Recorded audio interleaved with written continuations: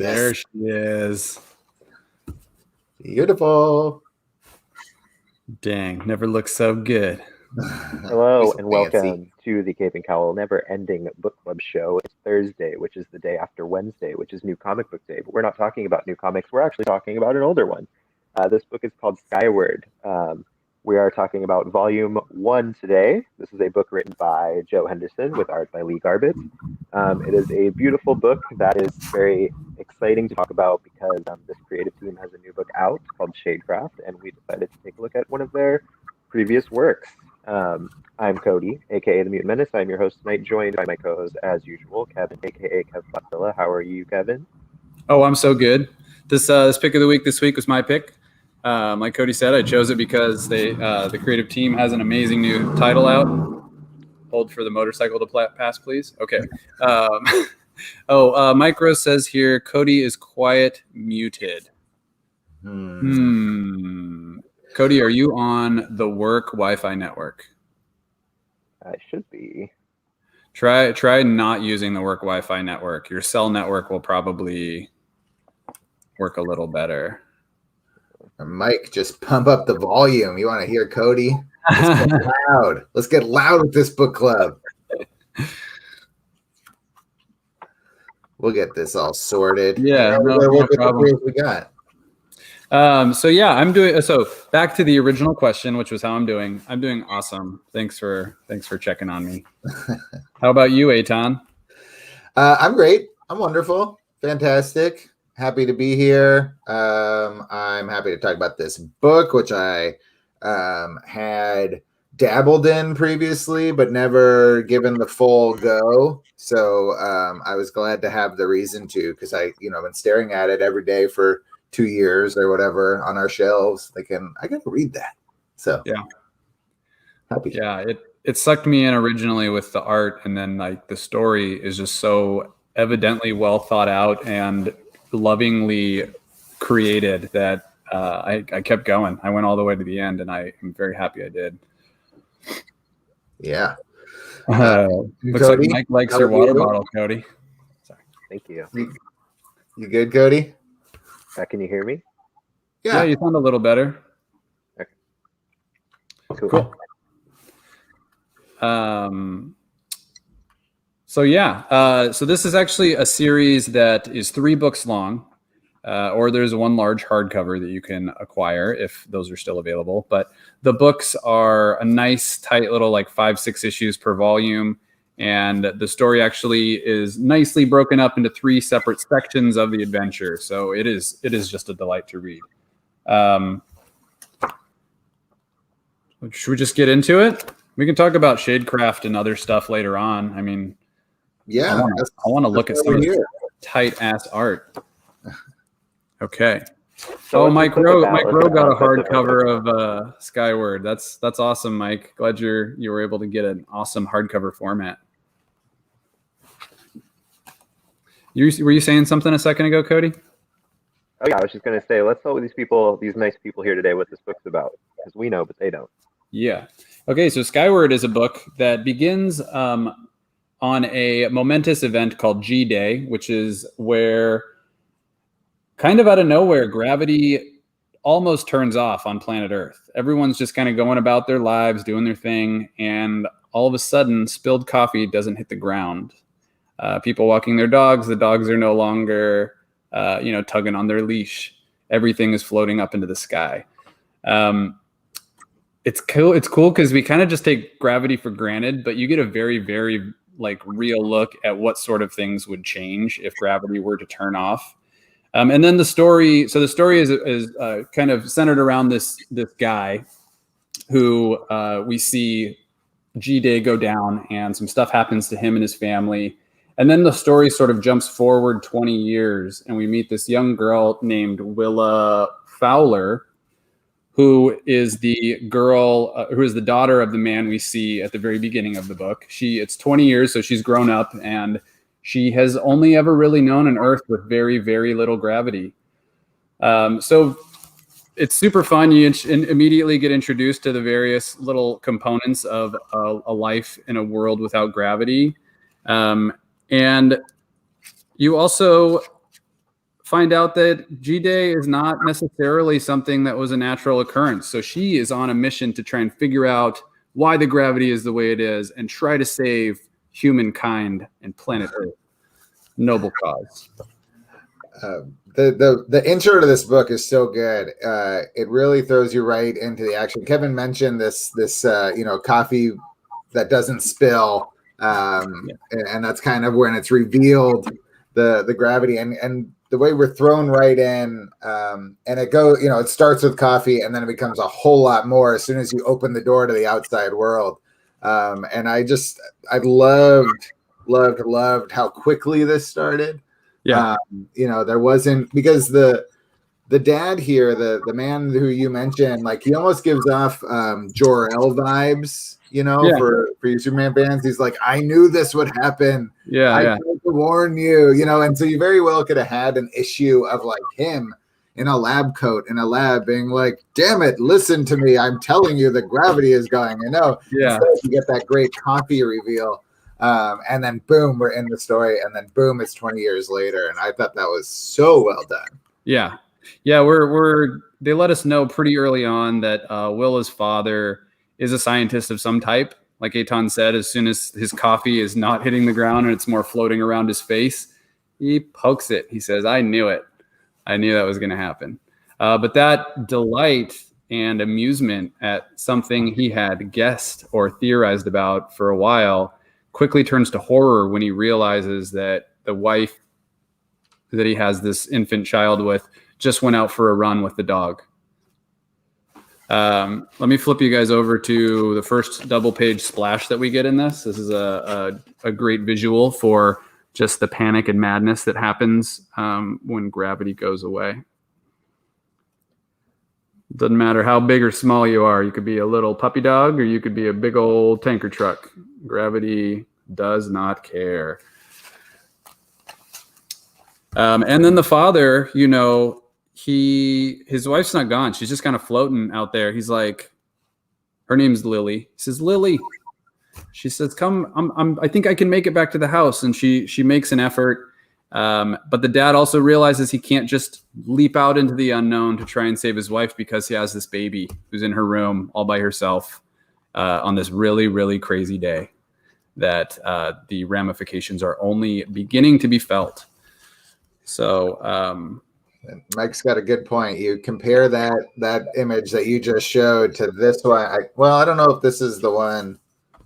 Actually, Mike says pages 12 and 13. I'm not sure, but I'm thinking of this spread right here, which is like this ring that is developed around the earth of people and vehicles and animals and debris.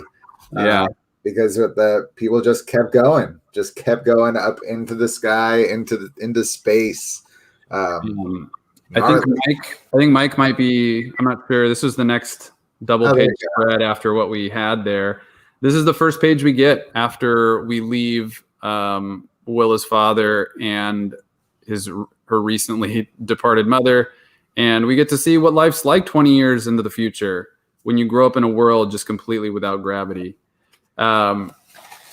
This book, I picked this book just because it's beautiful and because Shadecraft just came out and I wanted to introduce people to the creative team that put this together. But it wasn't until I started rereading it that there are so many parallels around what's going on right now. People retreating into their homes for long stretches of time only to come out to a world that's completely changed.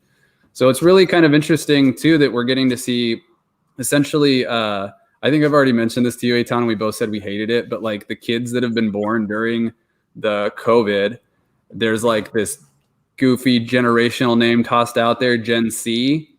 Well, I would call these guys Gen G. It's just a bunch of kids that have grown up in a world where they don't know what real weight is. They don't know what it means to have to worry about floating off into space. It's just kind of a cool parallel. I didn't really catch that at first, but you already see it, Eitan, right? With your younger kids and how much stuff's changed just in a year out of being socialized and not doing things in the normal way, maybe having to do everything online. Oh, man. Yeah. It's so interesting to a little minor tangent here, but Melody's parents, my wife's parents are here, are up visiting, and they haven't been up here in over a year, but they're both fully vaccinated. and they haven't interacted with anybody else. They really just like haven't been out of their house in a year. They're older, all this stuff. They came up here. They finally came up, and they came over to visit. And like Melody's fully vaccinated, they're fully vaccinated. So they came into the house, and they didn't know at first, and they ended up taking their masks off to hang out. And Marlo, my 5-year-old, couldn't hang. Wasn't down. Was not down. Yeah. Is not down. And so masks went back on, and baby steps. But it's so true, and you get that with this character here. She's 20 years old and doesn't remember a world that has gravity, which is it's messed up. It's really messed up. Dude, they also do this thing. It's a little bit further into the book. It's not a spoiler or anything, but they deal with this, like the generational thing a little bit too. She actually has a friend at the job she's working who remembers the world when gravity was still a thing. And I just love the way they did this. It's a guy who doesn't have the use of his legs. So it's like this weird sort of situation where the guy, most of the people who maybe remember how gravity was probably miss things about it. Not necessarily this guy who couldn't really get around and who was stuck in a wheelchair while gravity was a thing. It's just kind of an interesting and clever way to address a couple of different circumstances or things about this low gravity situation at the same time. I thought it was kind of cool that they used that character to do it. And he's a great character too. He has big parts through the rest of it. So it wasn't just like hey, this is a cool little guy talking about life before gravity and see you later. He sticks around. So Cody, did you have any exposure to this book before reading it for this? Did you check it out when it first came out, or did you know these creators, or was Shadecraft kind of your entry point for this? Yeah, it was kind of Shadecraft. I had heard about this story before. I had heard it. I had heard people praise it. Some people that I kind of check out their opinions online about. They had praised this book in the past. But other than that, I knew Lee Garbett, the artist from Loki, Agents of Asgard. Lee Garbett did that book with Al Ewing, and it's such a good looking book. And his Loki is really just a great take on the character visually. So that was it for my exposure. And then Shadecraft, I jumped on as a new #1. I'm always jumping on new #1s, and I really, really liked it. I felt like the writer has a really good voice for characters. That they sound real, they speak like people, and they just seem easy to relate to. And the art was just stunning on Shadecraft. So then Skyward came back on my radar in a big way because the release of Shadecraft kind of coincided with the release of the deluxe hardcover of Skyward. And whenever there's a deluxe hardcover collecting an entire series, I'm never far behind sniffing that. So I knew it was time basically to jump into the story when it was released in a prestige format that's so lovely to behold, and spreads like you guys showed earlier is going to be so awesome in that size. I'm jealous. Yeah, so that's pretty much my exposure to it. But it's really cool. It's one of those, I think I mentioned this in the last video, it's one of those concepts that sounds so simple. It really harkens back to almost a childlike imagination that when you tap into that, you can really make magic happen, especially in this medium where you can pull off so much. But it's really just hinging on an idea of what if gravity gave way and wasn't holding us down. What would happen? How would culture change? How would society change? And you really want to dive into a world like that. I'm kind of shocked there's only 3 volumes, just because it seems and I'm sure so much is explored. I haven't read the other 2 yet. I will, but it just is brimming with potential and possibilities. So it's kind of an irresistible concept. And then this issue or this volume, I really liked that we're already exploring things like an entire part of society that has decided not to partake, to kind of ignore this development and stay on the ground. And there's this whole city on the streets, as they call it, and it's basically ritzy, rich, aristocratic people because they can afford this high-tech equipment that keeps them on ground level. These gravity boots that everybody wears, which is I have so many questions about, because there's one point so our main character basically has to go down to the streets to get answers because the guy who's he was an associate of her father's, right? And she knows that their connection, because her father is a shut-in, I guess it's important to mention. Yeah. He hasn't gone back outside. Should we cover that component of the story real quick? We probably should, because I'm probably getting ahead of ourselves. Yeah, that's okay.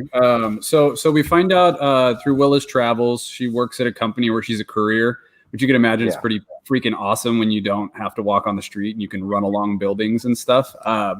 But yeah, it turns out pretty quickly that, her dad was a scientist and he was not the only one working on this potential gravity shutoff or whatever ended up happening. And her father's partner at the time, before the G-Day happened, was another bigwig scientist who, rather than retreat as a shut-in and live his life raising a daughter for 20 years inside, he decided to turn a profit. And he is the one who developed the mag shoes. He's the one who has basically gone from just being a scientist guy to a titan of industry in this new world. And doesn't really want much to mess with it, which is a big part of the impetus for what's going on here and her adventures. So that said, Cody, take it away. He was talking about this bad man who was a partner of her father. Yeah, so basically this guy is like profiting off of this new world and supplying it with things that it's going to need. But it's interesting because she goes down to street level to get answers about everything that happened. And we meet the people who live down there. And it's interesting because it feels like, I don't know, it feels like a caste system almost, because these people are rich enough to be able to afford the like equipment that helps them deny what's happening. And that kind of struck me as like almost commentary on how much money it costs to ignore the reality of our world. Like it costs a lot of money to be able to be blind to the actual real world developments. And it's so funny because there's a bunch of jokes throughout this book about silly, stupid things that inevitably the reader's mind is going to go to. And that includes things like everything from sex to defecating. And like there's like these rich people laughing at people in the sky because they're like, oh, how undignified. I hear they just piss and shit into the air. And I just had to wonder, don't they? Like, yeah, like their poop isn't magnetic. Like their poop would, like you'd poop and then it just float up and touch the bottom of your butt. Yeah, what are they doing that's so much more dignified? I assume they have some kind of like forced plumbing or something. Like these are like the elite, right? This is not middle class down here on the ground. Like they've got either, it's probably like a vacuum or something. I mean, it's true. I mean, you're right. There's got to be something at lower down to street level because, when you're walking around, you can't have magnetic connections to everything that you're holding. Like anything in your hands would be floating up into the air. So you're right. I don't think they address that, Cody, directly. I think that is a hole in the plot. But anyway, not so much. I didn't bring it up to like expose a plot hole. So much is just like giving an example of the kind of humor that's in this book, because these are the questions that anybody would have, right? Like we have our lizard brains are going to have these ridiculous questions, but it's applicable because it's an entirely different world where gravity is not a thing. So you have to ask yourself these things. And but yeah, it was a funny joke, and it's kind of like them talking about that, like, oh, how undignified, they just go to the bathroom and let it float up into the air. And she's kind of overhearing this, and she's like, where else do you go? And like, that's where I was. I was like, well, where do these people go? Like, if they're going to make fun of it, not show me, but maybe tell me. And like for the people that are higher up like her, who probably don't have whatever artificial gravity is happening down on the streets, like, what do? You just hang your butt out the window and go to the bathroom? Yeah, so this guy... she has a confrontation with this guy, and we can explain how she gets there, but she's basically has a chance to start questioning him, and he sniffs this out, and he actually wasn't aware that her father, his old partner, was still alive. So the cat's kind of out of the bag through her being there. And he reacts extremely violently. He literally starts beating her and like engages the lock on the boot so she can't move, and he's like punching her and she like can't move. It's like a horrible scene. Like it's really quite awful. But basically he doesn't take well to it, and he mentions that this technology she's wearing is $10,000 for these boots, which really cements the fact that everyone down here is filthy rich and spending everything they have on denial, which is like a very interesting plot point to me. I kept thinking about that, like how much money would it cost to ignore the future to ignore where we are, you know? Such a huge thing too. It's not like you're just ignoring like, you know, someone's opinions or a political party or something. Like you're literally having to deny reality. Yeah. Yeah. You know, one of my favorite idiosyncrasies about a world without gravity is the handguns. So like way that they are getting around the city. Let me show you guys a page. I already showed you that running page with her jetting across the city. But this is a good one too. This is the following page. It actually shows Willa on her run. You can see how the buildings have these tethers that help people from not floating away when they're moving between them. And then as she makes her way down to the street, she's using things like light poles and whatnot to maneuver. She also has on her back a fire extinguisher, which is pretty obvious right away how that would be used, you know, as a propulsion method. But she also carries a handgun with her, which is kind of cool. So she gets into a circumstance or a situation where she's getting held up as a courier. These people want her package. And she's like, no. She pulls out a gun on them and they say, what are you, stupid? If you shoot that gun, you're just going to fly off into the sky. To which she replies, yeah, I know. So she blasts that gun and just takes off. Now, she has to use this gun to reverse that trajectory at another point. So in this world, the guns aren't being used as like necessarily as a self-defense person to person or anything like that. She is using it just to like immediately change direction and increase her velocity a ton. And I thought that was such a cool way to use an implement like that that has a lot of other less innocent purposes. But I just thought that was cool. Like people don't use guns in this world because they're going to fly away into space and die. I don't know. I just thought that was like a fun part of zero G life. I would like that in regular G life, please. It's all those attention to detail that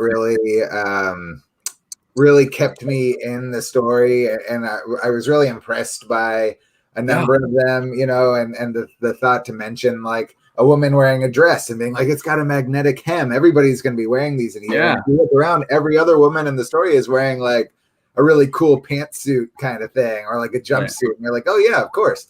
They couldn't wear, you know, what we're used to women in high society, or, you know, what we think women in high society are wearing. That was great. When the dad is working out at one point and she walks in and there's just like sweat all over. Like I almost barfed. I was so grossed out by that. Thinking about like how much I sweat in a given workout. Just imagine like that being just filling the room with little globules. But then what I think probably the most brilliant one. I don't know if it's jumping ahead too far. You guys are breaking down the story really nicely, but the storm. Yeah. That's like pretty close to where we're at, I think. Okay. It's also, I think it's the last issue of the book. Yeah, the storm is pretty late. There's more to deal with her dad and stuff like that. But I can wait to talk about the storm. Okay. You guys are killing it with the breakdown. We do get a little bit of a snapshot into the guy who's profiting off of G-Day, her father's ex-partner. We actually get to see what happened to him on G-Day when gravity flipped. Kind of like we saw what happened with Willa and her dad, where her mom just kind of floats off into space and her whole neighborhood gets turned upside down. We actually get to see her dad's partner up in his high-rise. God, I'm terrible at holding pages for this camera. He's in his high-rise, I think, working and doing stuff, and he's just watching these cars and these people. He like even reaches out gently and touches the window as if he's sympathetic or something, and then watches that man just continue to float off into space. So I mean, this guy is a bad freaking dude. Like Cody said, he locks down the shoes. He's kind of like a Bill Gates. If Bill Gates could control any Microsoft product like on a whim, he's just like, boom, boots locked down. You're going nowhere. And it's kind of cool because like when she gets away from him and is trying to figure out a way to escape and make her moves, we are given another example of an amazing little detail that would not happen if it weren't a zero G world. She's hiding in a laundry basket, trying to escape the building, and she gets wheeled through an office, and a drop of her blood floats up, and hits one of the employees. And he's like, oh, your laundry's bleeding. I just thought, like, those little moments, like we were saying, it's the little stuff in this book. And it continues throughout the entire 3 volumes. But she's able to get out, and then she very quickly encounters yet another weird gravity thing that Eitan started to talk about, and he should probably talk about it now. Well, I would say, before this storm, Willa gets away Right. from the evil Bill Gates dude, and basically decides she needs to go to her dad. Like, she needs her dad to help with this guy. He's the only one who knows what's going on and knows how to fix it. Her dad has been telling her for 20 years that he knows how to fix this. And because he's been like a hardcore shut-in, has not left their apartment in 20 years, she completely, doesn't take him seriously. Right. And thinks that he's out of his mind, sadly, and hasn't taken him seriously. But now she realizes, oh my God, he really does know, and I need him. And so she goes home and to find out that he's been attacked. And she automatically assumes the worst, assumes that the person pursuing her got to him first. And fortunately, no, that's not the case. It's these milk thieves who are trying to steal her milk delivery earlier on in the story, when she makes that cool escape with the gun. These 2 losers who like followed her home and knows where she lives and just really want this milk. And she gets to her dad, and they take care of the losers, no problem. And she says, Dad, okay, I need you. We got to go. You have to walk out the door. And he can't do it, and he won't do it. And so she promptly hits him in the head with a lamp, shoves him in a bag, and jumps out the door. Pretty easy to carry the unconscious body of your father when there's no gravity. Yeah, gosh, how convenient. So they get where they need to go, and they're ready to go on to the next thing. But there's a news report that there's a storm coming, and she's like, and her dad wants to go out on his own and do this thing, and Willa's response is like, well, he's never been in a storm in 0 gravity before. What he's gonna do? And like, honestly, like, I'm not a scientist, I don't know. So on the page where you say that, I'm like, oh, I don't know. Is there like rain going in all different directions? Is it like really hard to see? Like, what happens? And we find out that no, this is what a storm would be in 0 gravity. The water would just become like this giant floating, I don't know, Ocean. Ocean. Yeah, lake. Yeah. It's just when all the water collects up in the sky and just moves as this giant like globe. And very, very dangerous, and you really need to be like experienced to be out there in it. And of course he immediately gets swallowed up by it to add to the drama. Experience or have the right equipment, right? Because like, what do you need if you're going to go breathing underwater in a lake? Scuba gear. Scuba gear. So she jets off to save Papa from the storm. Before we get past that, though, there was this one part about it's like super nuanced, but the part about her getting in the altercation with Roger Barrow, who is the evil scientist guy, and she gets like what are you saying? She gets beat up. I really love how strong they made her character, in that like she shows up and. Your father, Eitan, how would you feel if your daughter showed up with a bloodied face after going to meet your mortal enemy? You know what I mean? Like, yeah. But she's not like, poor me, like, daddy hit me. She's like, nah, fuck it, I'm cool. Like, we're good. I beat his ass. And it's like, yes. I just like how strong they write the women in this book. And this book does nothing but set the bar real high for books like Shadecraft. And that's something I'm really, really looking forward to, is like, the continuation of some of these motifs, or just the methods of storytelling that they do in Skyward. I think Shadecraft would be really good for that. Anyways, back to the storm. So she's got to go save Dad. Oh, Eitan, this kind of plays into what you were saying. Like he goes out and he sees that storm. And he's like, huh. And then he says, oh, that's not so scary. And then boom, he's in the middle of like, I don't know, 50-foot diameter ball of water. Yeah. Like there's a lot about what this dad does that I don't understand. And one of them is like, oh, that's interesting. I'll just go in there. Isn't he a scientist? Like he's a scientist. He knows how water works and lungs. You'd think. But she saves him in a really clever way by making like an air bubble within the water that they can breathe, and talk. Yeah.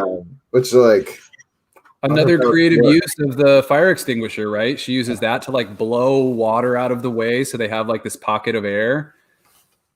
I think, yeah, it's her air tank. Or her air tank, yeah, sorry. Yeah. But yeah, that's very cool. So you guys can see it. It happens literally just reminded me of like one of the last episodes of Avatar: The Last Airbender, where like Katara does something so incredibly badass in like a bubble of water that she's bending, and that's like all I could think about. It's like one of the most badass scenes in Avatar. If anybody has seen Avatar, you know what I'm talking about, but that's all I could think about. And it really just solidified Willa as a badass, because anybody who can like relate to Katara is awesome in my book. Yeah, Katara is badass. I hate to backtrack, but please do. I had a question about when because for people who don't know, she sneaks away in the laundry after she meets the big bad. She's sneaking away in the laundry because she has a friend on the inside who like works down there. So she's sneaking away in the laundry, and she's kind of going through all these floors to get away. And one of the things she passes is what looks like a classroom. And it looks like younger kids, maybe teenagers, and they're like learning like sex ed, like in the world of no gravity.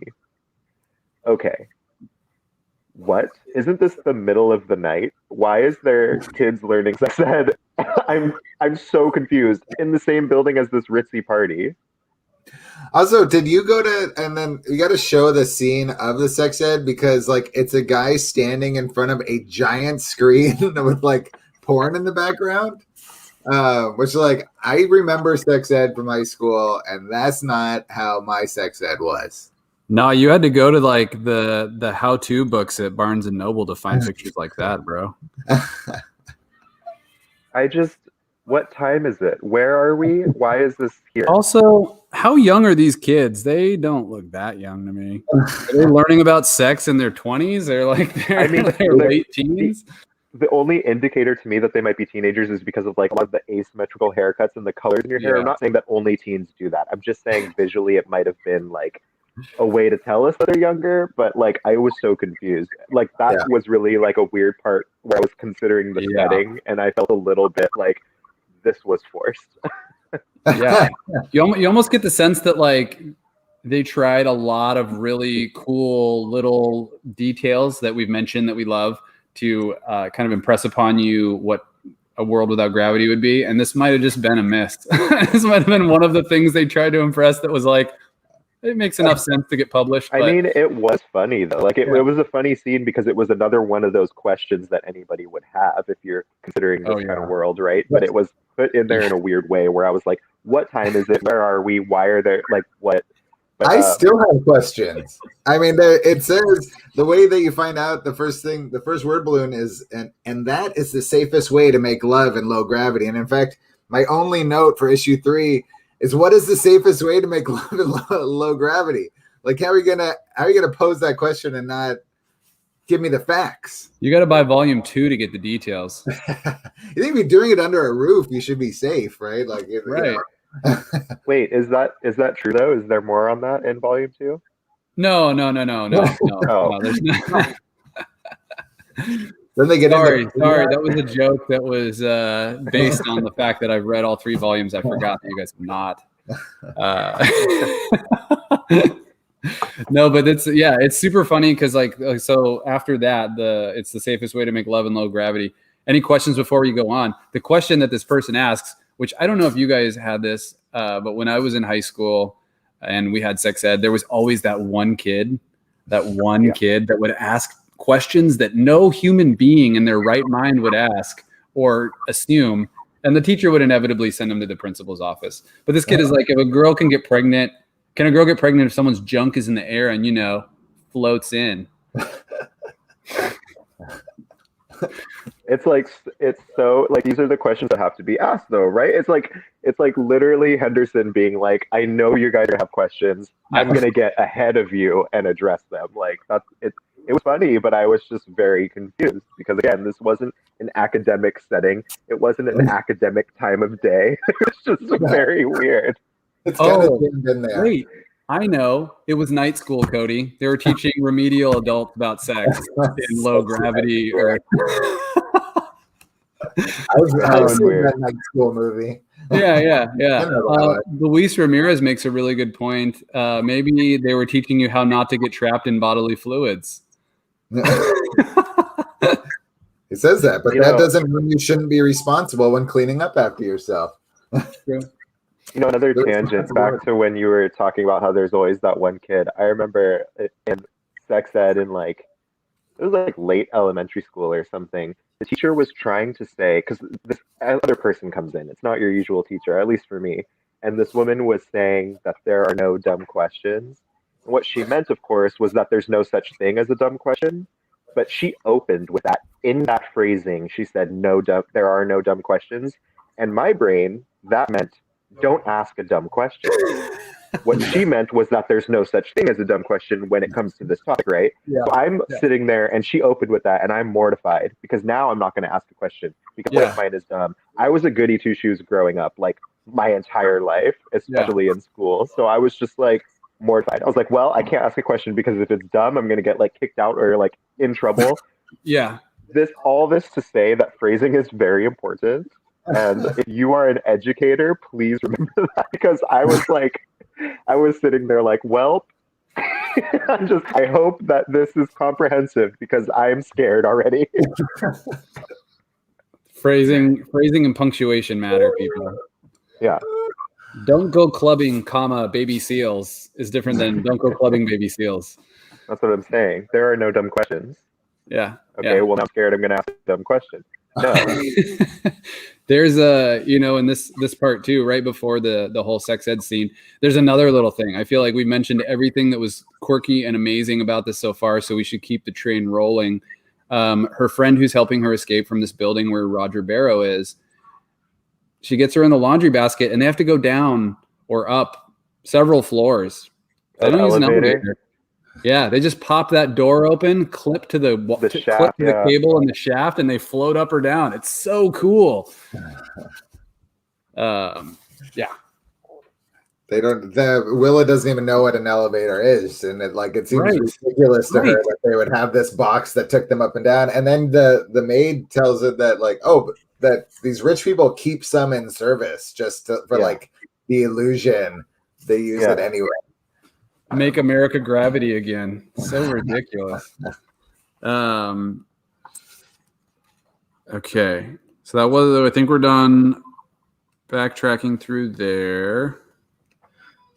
Back to escaping the storm. And then she has her conflict. She comes back to confront bad guy. Yeah. In fact, let's see here. Yeah, in fact, her friend that she works with, the gentleman who does not have the use of his legs. Edison, I just looked it up. Edison, thank you, Cody. Edison is getting interrogated by Roger Barrow because of his relationship to Willa and because he was the one that gave Willa the $10,000 grab boots. He was like, "Yeah, Willa, take these boots, go do your thing." It's important to note too that he gave her those boots because his family is actually down there, right? Yeah, his family. He comes from a very rich family, and he's not the rich kid who stays down with all of the gravity deniers or whatever. Yeah, if he goes up, he can actually move. Right, and down there, they mention how his family kept him in the wheelchair. Yeah, despite being in a world where he no longer needed it, they would rather him be in a wheelchair than be up there floating around and moving freely like everybody else. Crazy. That was heavy. That really messed me up when I got to that point. Well, it makes your mind real. Like, how many other fucked up like beliefs or twisted philosophies exist in this world with no gravity? Like the justification to do things a certain way. I mean, it's kind of gross to think about, but Yeah. So she saves her dad in the storm. She creates this air pocket, and they have a little chat inside of the storm about what they're going to do. And the storm happens to breeze on by Roger Barrow's building, the one that she was just in. And this is maybe my favorite quirky use of no gravity and how that would work in the entire book. She ends up outside of the window of a Mr. Roger Barrow. Let me see if I have the capability to make my screen really big. I don't think I do. Oh, wait, maybe. I don't know. I'm just going to hold it up real close. There you go. You can see she has got a gun. She's floating outside the skyscraper with Mr. Barrow. And he's like, you dum-dum. Guns won't fire if you don't have any air. Like, guns won't fire in water.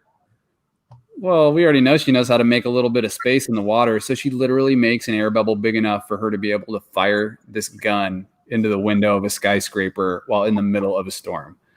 So cool. So many layers of coolness. Which then allows the storm to slowly like globulize into the horror movie. Yeah, like a wall of water. For the blob, yeah. Yeah. Yeah, in fact, she shoots her shot, and you can see everyone in the room is like, fuck!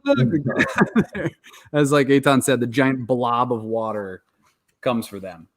Let's see here. And some quick thinking from her friends, and she's able to escape with the fam. And I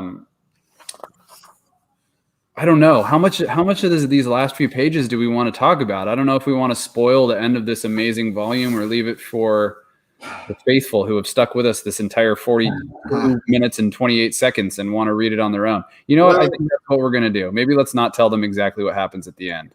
No way. Let's tell them. This book's been out for like 2 years. This will encourage people to go get volume 2. Now that we've broken down in volume 1 all the way. All right. So like Roger Barrow, he doesn't run with all the minions. He ends up stuck in the water. Willa and her dad and Edison, and I believe there's another character there. They pull them out of the water, so they escape. But Roger Barrow follows, and he is not having it. He's finally got her dad within reach. He's got Willa within reach. Essentially, he has the two factors that could potentially bring down his entire empire by fixing the gravity on Earth, and he is not about to let go. So he takes Willa hostage, and he grabs her gun. He grabs her gun, hits Edison. Oh, hey.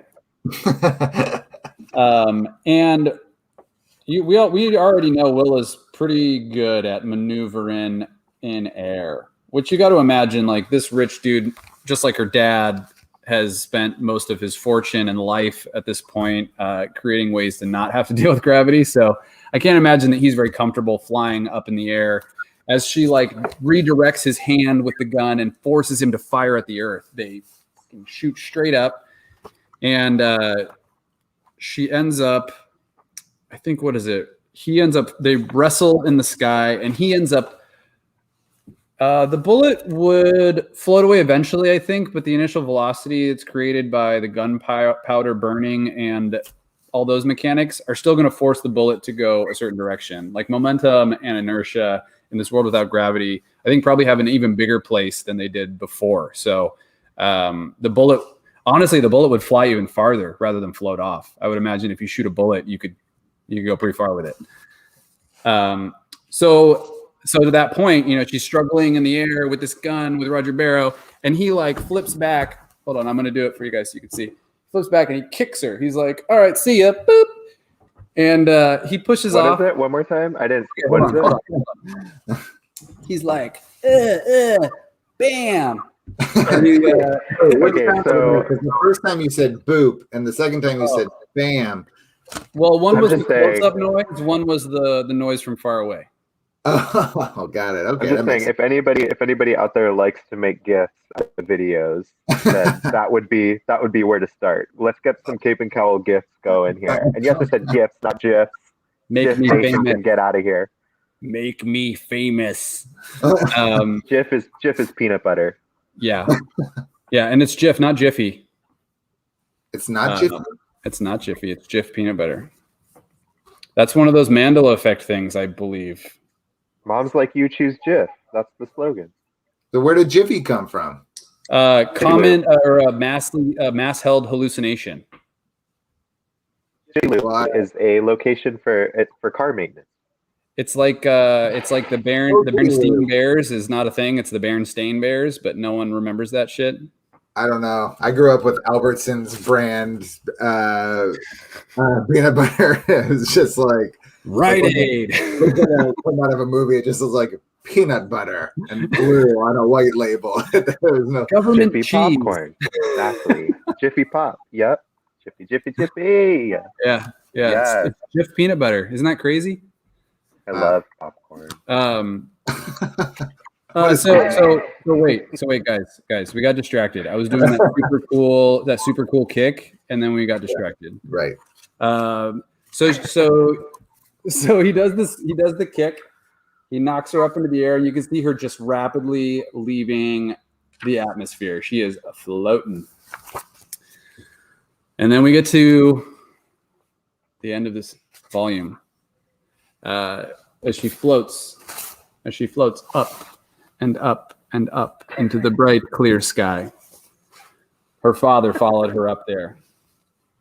And he pulls his own little 1-2 kick. Hold on. Keep me close up. Hold on a sec. He says goodbye, Willa. And he does a reverse kick. So it goes a little something like this. Like he's like, it's okay, Willa. Bam! And he kicks her down. And that's where we're left. We're left with Willa now on her own in a world without gravity, with a evil man named Roger Barrow, who's after her. So she is now on her journey to follow her father's notes to help figure out how to fix the gravity on Earth. Yes, Eitan. Okay. Stop that, Cody. Stop it. Stop it. I want to be on the same screen as everybody else. I'm asking Kevin a question. Stop it. How did the dad get up there? She was shot up by a bullet and then kicked up even further. And then all of a sudden, Dad's just there like Superman, like holding her when she comes through. How did he get up there? No. I don't know. I mean, especially coming out of water, somebody would have to shoot him pretty hard for him to get up there. I mean, the only thing I can think of is that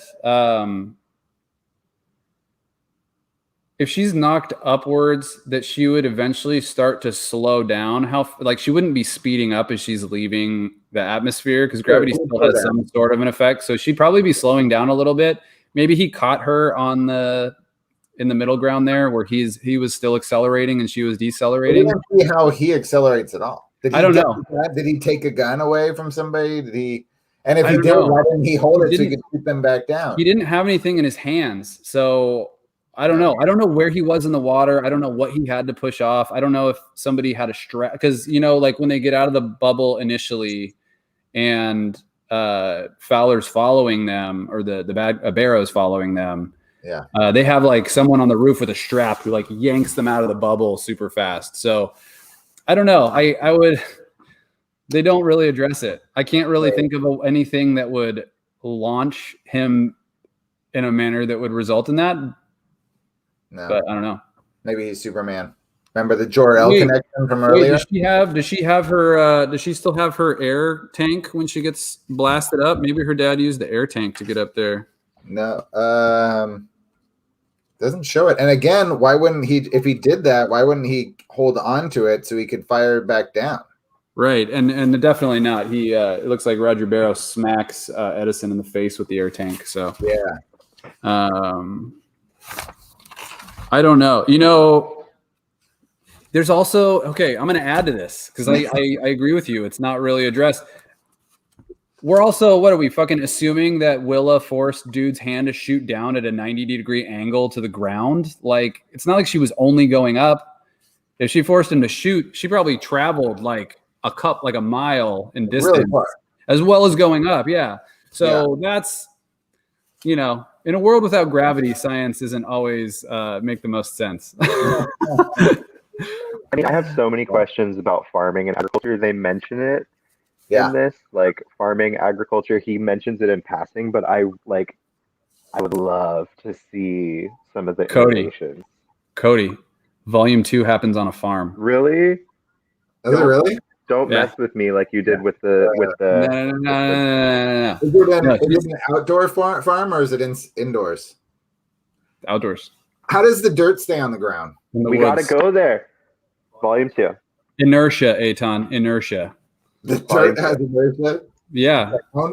AKA zero motion. So it just stays there. I'm sure if you kick the dirt, it would float off. But so that was the end of Volume 1. You guys, it gets better from here. Like I mentioned at the beginning of this, the story is broken up into three very nice, tidy chunks of this adventure. This is your introduction to the key players, how a world without gravity works, setting the stakes.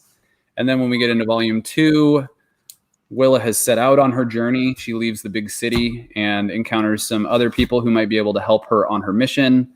But things are not quite as they seem. Woo! And then of course, Volume 3, you get to find out whether or not she fixes gravity, baby.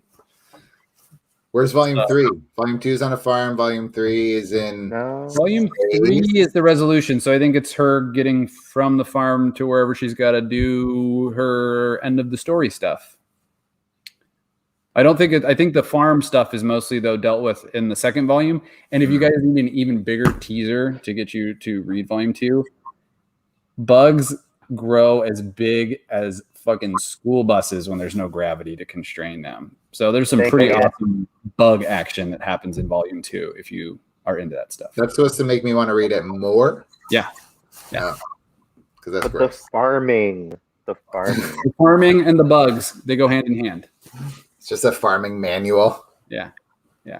Well, it's cool too. Yeah, no, I don't want to say anything because I don't want to spoil anything. All right. There's some awesome stuff that happens, and the art just continues to be great. I don't know, guys, read this book, please. Yeah, good choice, Kevin. That was a really enjoyable book. I would say that I also read for people who think like their stack is too thick, they've got too much to read. I read the whole thing last night, and maybe an hour plus. And I was taking my time. I was taking notes. So it's a nice breezy read, but you don't feel like you're not getting your money worth. It's also only a $10 volume, so definitely worth taking a shot on. And it's not going to set you back to add this trade to your reading pile. You can fit it in. So how about this? Are you comfortable with that being your final wrap-up thoughts for the book, or did you want to add something? Let's do a round of final thoughts. I was going to say that just to Eitan's point about the inventory. Cody, Kevin, I'm not done yet. Oh, okay. Yeah. No, go ahead. Go ahead. That was the last thing I wanted to say. Go ahead. Sorry. Go ahead. Oh no, I wanted you to start talking so I could interrupt you again. Go ahead. Those are my final thoughts. People should read it because it doesn't take too long and it's not very expensive. So to my point and Cody's point earlier, the hardcover is beautiful. So if you guys want to check out the hardcover, you're already sold. You love the art. Story sounds cool. Put an order in for the hardcover soon because those do go out of print very quickly. And it's always a bummer to not get the hardcover you want. Right, Cody? Oh, yeah. But yeah, those are my final thoughts on the book. 10 out of 10. I would earn 9 out of 10. I give it a 9 out of 10. Nothing should get a 10 out of 10. Let's be real. 9 out of 10. Nothing ever. Nothing ever. Except for House of X Powers of 10. But anyway, so for me, Skyward, my final thoughts. This is, and it's just to summarize some of the things I've already said, but my final thoughts of this book are that it is a beautifully simple plot with just brimming with storytelling potential. It just sucks you in immediately. You want to know the ramifications of a world where this gravity, the lack thereof, is a reality. You want to get close with these people. It hits off with this tragedy in these people's life and how they've been able to, manage or not manage. It just hooks you immediately. It has kind of like a childlike imagination behind its pitch, and from there just gets more fleshed out and lovely. It's funny, it's exciting, it's just one of the coolest concepts I've seen in the comic medium. And the art by Lee Garbett, I can't stress enough, is gorgeous. It's so nice. I love this man's lines. It's beautifully colored as well, and it's just definitely pick it up. I highly recommend. I can't give it a number out of 10 because I haven't thought about it enough. That's okay. But I will say you that gotta it's read the fabulous. rest of it. You got to read the rest of it too to give it a number, I think, because it really Exactly. is a complete work. We should make the number thing mandatory, and Cody, you should make a number right now. You should assign a number right now. Since we've never done that before here on the distinguished Cape and Cowl Comics Never Ending Book Club show, we should like take a poll or something. Do you guys like number systems? Do you like between 1 and 10? Do you like between 1 and 5? Do you like grades like school? Do you like A, B, C's? Do you like pluses? Do you like minuses? How would you like us to rate books? I'm not too big on rating books because I feel like the systems are often too rigid, but it might be kind of fun to play with. I don't know. Shoot. That might be something we can talk about. If you come by the store, share your thoughts with us, or share them in chat or whatever in the comments. But that'd be fun. Yeah, cool. And we do have. I believe you were working on the go backs. We have a couple Shadecraft issues in the box, right? Yes, we should mention Shadecraft again. This is the same creative team, at least the writer and artist. I'm not sure if it's the colorist and letterist, but I know that it's the writer and artist. Yeah, it was a stellar first issue. And just imagine how this book delivers not only an awesome plot and art, but it delivers in all those little things that you were wondering about gravity. How are they going to poop? How are they going to have sex? Like, it gave you the things that you wanted. I can't help but imagine that Shadecraft's going to do the same. I can't wait to see what a world where a woman who is constantly assaulted by her shadows and finds an ally there. I can't imagine how that's going to turn out. So I'm really excited for Shadecraft. Sign me up for whatever the hell this creative team does in the future. Go ahead, Eitan. Before we sign off, because I know we're down to the last couple of minutes here, do you guys have new comics from this week sitting next to you? Can we each give like a shout out to one new book? Because this was a monster week, and we're not doing our pick of the week show where we get to talk about a pile of them, but maybe point out one, and I can go first. This book, Home, from Image Comics. Son of a bitch. This book, Home, from Image, was really, really good. It is by Julio Anta, Anna Wiskowitz, Brian Valenza, and Hassan Osmani Alhau.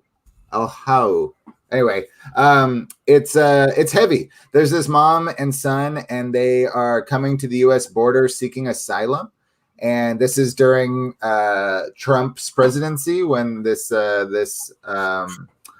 decision is made to separate parents and children, and they get separated. And it's scary and it's terrible. But this kid is developing superpowers, and it gives him a little bit of an edge. And it changes the script quite a bit, and it's really good. It's heavy, like I said, but it's also kind of hopeful. So, Home, check it out, folks. Yeah, the art's pretty cool. Is this a first time creator, or is this a creator that's done stuff in the past? Do you know? I think that they are new. I think this is a new to professionally published comics. Got it. Okay. Definitely. We should have both A and B covers for those that are interested in that story. And it is an ongoing Image book as far as we know so far. Yeah. Cody, did you have something you wanted to show off and say hey about? Sure. This is a new release this week. This is Iron Man number 8. This is actually not by the artist Cafu. This is by artist Angel Unzueta with writer Christopher Cantwell. Christopher Cantwell has been the writer during this whole run of this new Iron Man series. I can't stress enough how wonderful this book has been. I am historically not big on Iron Man when it comes to comics. I love Iron Man in the movies. I've never had too much of a passion for him in the comics. This comic has changed my mind. Christopher Cantwell is gifted when it comes to characterization. He's touching on a lot of B and C characters and using them as a supporting cast for Tony, who's in a dark spot. And the supporting cast is just full of surprises. This issue focuses on Patsy Walker, aka Hellcat, who I absolutely adore. She's kind of a lighthearted character historically with some really, really, really, really dark shit that Marvel editorial put her through and some Marvel writers put her through that was really terrible and awful. And it's so good to see some vindication, some validation, and some resolution to some of Patsy's storyline. And Christopher Cantwell's doing that here. There's also Moondragon. He borrows her from Al Ewing for Guardians of the Galaxy for this issue. It's Christopher Cantwell kind of flexing his muscles when it comes to characterization, when it comes to bringing real issues, when it comes to mental health, fear, depression, anxiety. He's talking about that here with Patsy's problems, Patsy's trauma. This is a beautiful comic book, and this speaks so much to the soul of superhero books, what I love about modern mythology, about superhero stories. Christopher Cantwell gets it. I'm so excited about this writer. I love this comic book so much. Can't recommend it enough. Sweet. Yeah, it's interesting, Cody. You weren't the biggest fan of the embodiment of white privilege in the Marvel comics? No, you know, who would have thought? And Patsy calls him out on that, which is part of why this comic is great. Every time I think Iron Man's finally getting to a point where he's like a pretty good dude and he's got stuff going on, I just remember that he brainwashed an entire world to forget who he was. Yeah, there's a lot of that going around in Marvel, isn't there? He's a problematic son of a gun. Okay, my pick that I have within arm's reach, because like Eitan said, it was a monster of a week, was the follow-up issue to Carmen #1. So good. This is the artist who's currently doing the Joker on DC Comics. And I don't know how I didn't know about this creator in the past, because the art in this thing is magnificent. In the first issue, we start out with a young girl who's living in Europe, I believe, and she has your typical growing up drama and angst where she's got a man that she loves who's not in love with her, who's in love with her friend, and she's depressed. She decides that it's not worth it, and she ends it. So trigger warning, this comic book is initially about suicide, but that does not seem to be like the hard focus of the book. It's more about what led her to her decision and what's going on. So basically what happens is she chooses to do that to herself, and this character shows up, essentially like a skeleton in a black bodysuit, who's there to, I don't know, ferry her to the next stage of her existence. They have like these really philosophical conversations as she's flying naked around Europe. It's incredible. Like the philosophical conversations that they have really got me thinking. And I loved this book. I think I should show you some art just so you kind of have an idea of what the heck I'm talking about. Here you go. 3 pages in. This is the double page spread that you get. Wow. It's this recently passed young lady who is butt naked with some like bandages on her wrist. So, I mean, they're fully acknowledging what happened to lead her to this place. There's no swapping of plots or anything like that. I'm curious to see if how much of a important factor or how much importance they place on the suicide part of it. I really like what's going on, though. I like that she's able to float around the city and interact with people who can't interact with her. And I don't know. I can't say too much without spoiling some of the cool philosophical conversations they have, but you should check it out if you thought that art was neat. And I mean, yeah, talking about revisiting what I said about Iron Man, talking about mental conditions, Gillen March is really addressing a lot of what it means to be in this place where you have isolated yourself, where you have discounted the value of others, and kind of taken yourself out of the picture, out of necessity, or what you believe to be necessity. And it's very much addressed in this issue where the angel of death figure is kind of confronting her about what it means to isolate yourself and how that's not healthy and how that can hurt you. This is all stuff that resonates with me right now, personally, in a very big way. So I was actually really, really emotional reading this issue, but I can't stress enough, like I said, the art is just gorgeous. Gillen March is doing things with perspective visually that is absolutely captivating. Also, can't recommend Carmen enough. Trigger warning, obviously, for some very, very heavy stuff, very upsetting stuff, but it looks fabulous, and he's treating it in a way that feels very sensitive to the issues. It feels like it's close and personal for him. So, and it's cool how she interacts with death, or this angel of death, or whatever she's going to end up being, because she's not like just giving her the answers. She's kind of catty and like snarky and sassy. respond back with like, "Oh, you wanted to be alone. Why aren't you happy with people not being able to see you?" And like really gets into like what it means to want to be alone. And I, like Cody said, the isolation end. So I don't know. The fact that they introduced 5 new themes in issue 2 leads me to believe that this is going to be a really dense read going forward. So sign me up. I'm there for it. Awesome. Cool. There's my honorable mention. How about everyone who joined us tonight? You guys have any last minute questions before we end it all? I didn't mean it like that. Before we end our podcast. Well, if you do, come and ask them at the store. These guys got to go home. It's time. Thanks, everybody. 40. Good one, everybody. So, everybody, thanks for watching. As usual, a link will be included in the description if you want to pick up Skyward or any other of our fabulous merchandise and fabulous reading material. Thank you so much for watching. Hit like and subscribe if you enjoy it. We have new videos every Thursday. It's a lot of fun. Come visit us at the shop if you're local. If not, send us an email or give us a call. We love to talk about comics, and we love to put comics in your hands. So thanks so much for joining. Oh, Luis, next week's book, we're not sure quite yet, but we will announce it when we do our video for Pick of the Week stuff next week. So thanks so much for tuning in, guys.